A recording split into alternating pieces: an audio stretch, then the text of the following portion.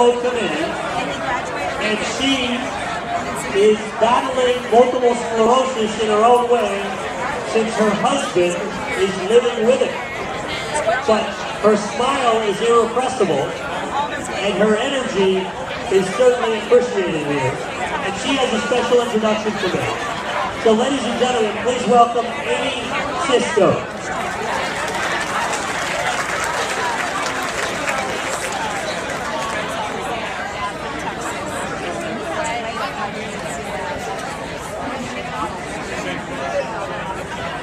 Hello? There we go. All right. So does everyone remember when we heard Coach Dixon's story last year? Does everyone remember when you heard Coach Dixon's story last year? He described his challenges every day with living with MS. And we raised our paddle to support our servicing project called What a Difference a Day Makes. Thanks to generosity, we raised $1,000. Tonight, we would like to double our efforts. The National MS Society has embarked on a very ambitious fundraising campaign called Breakthrough MS. Funds raised through this campaign fuel both research and life-changing breakthroughs for each person with MS in Central PA and beyond. Haven Shaffer has been volunteering with the chapter since her freshman year in high school, and last year and a half has been an official intern with our development staff.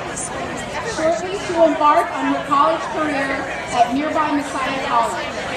Haven needs your help to break through MS. Please give your attention now to Haven as she shares her personal story about her grandmother's journey with MS.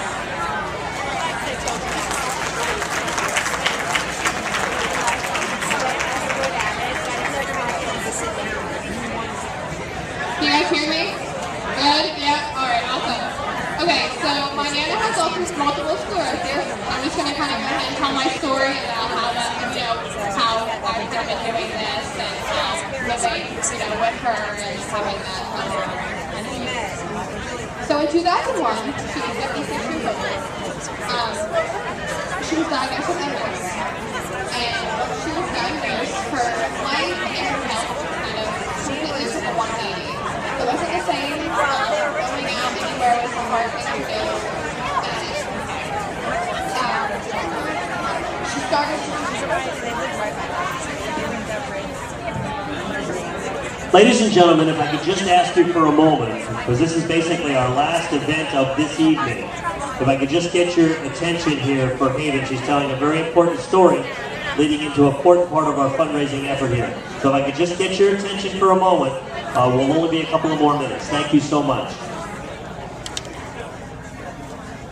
So, in 2001, at age 56, a woman who means the absolute world to me was diagnosed with MS. That woman being my Nana.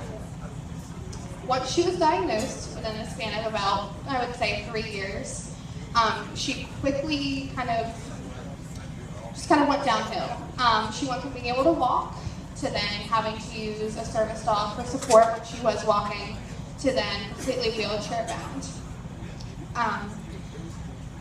Our daily trips to the park that we used to take when I was younger and the weekly lunch dates we'd go on quickly had to come to a stop, and going out anywhere was almost nearly impossible because she couldn't walk. Getting the wheelchair out, just maneuvering around wherever we were was hard.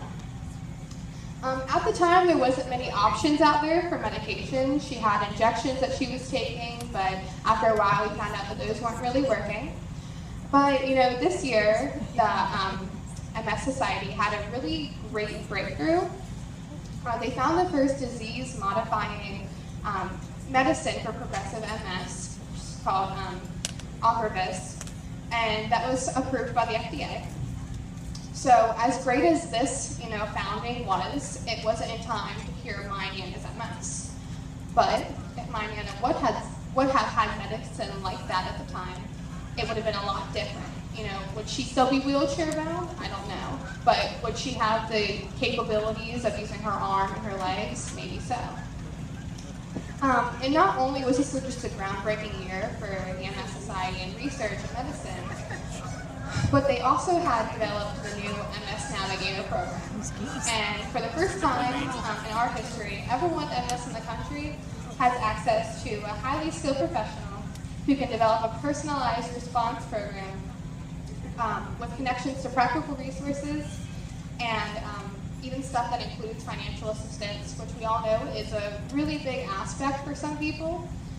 So with this kind of stuff, you know, that we have access to, my Nana has access to transportation to her doctor's appointment that she wouldn't have before.